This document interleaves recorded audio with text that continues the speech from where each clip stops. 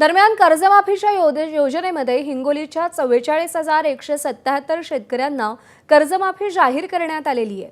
मात्र या कर्जमाफीमध्ये मोठा गोंधळ झाल्याचं समोर येत आहे। शासन माफ करत असलेली रक्कम, केवायसी मधील रक्कम आणि बँकेमध्ये असलेले थकीत कर्ज या तीनही रकमांमध्ये मोठी तफावत असल्याचं समोर आलंय। कर्जमाफीच्या यादीवर जाहीर केलेली रक्कम शेतकऱ्यांच्या थकीत कर्जाच्या तुलनेत कमी आहे आणि केवायसी करताना दाखवली जाणारी रक्कम सुद्धा कमीच आहे। त्यामुळे उर्वरित कर्जाची रक्कम कोणी भरायची असा प्रश्न शेतकऱ्यांसमोर उभा राहिलाय। दरम्यान कर्जमाफीची रक्कम निश्चित होत नाही तोपर्यंत किती कर्ज माफ होणार आहे या संदर्भात स्पष्टता येणार नाही। त्यामुळे आता केवायसी करायची की नाही असा प्रश्न शेतकऱ्यांसमोर उभा राहिलाय। शेतकऱ्यांनी उचललेली कर्जाची रक्कम, शासनाने माफ केलेली कर्जमाफीतली रक्कम आणि बँकेमधली ॲक्च्युअल कर्जाची रक्कम यामध्ये मोठी तफावत आढळून आलेली आहे। माझ्यासोबत शेतकरी येतं गोरेगावचे, जे बँकेमध्ये आलेले येतं।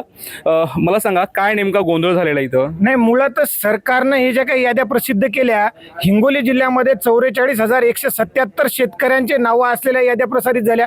परंतु मुळात जी रक्कम आहे, जी शेतकऱ्यांच्या यादीसमोर दिसणारी रक्कम वेगवेगळी आहे।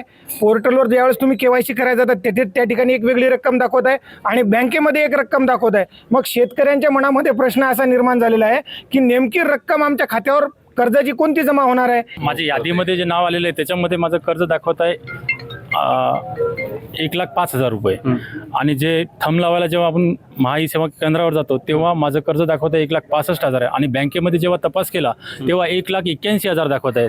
नेमकं मी रक्कम माझी कोणती माफ झाली हे मला कळायला पाहिजे। ते केवायसी करायला गेले असता तिथं माझी रक्कम 1,31,000 अशी दाखवलेली आहे आणि ते पोर्टलवाल्यांनी सांगितलं की तुम्हाला केवायसी करायची की नाही करायची, किंवा तुम्हाला हे स्टेटमेंट तुम्हाला मान्य नसेल।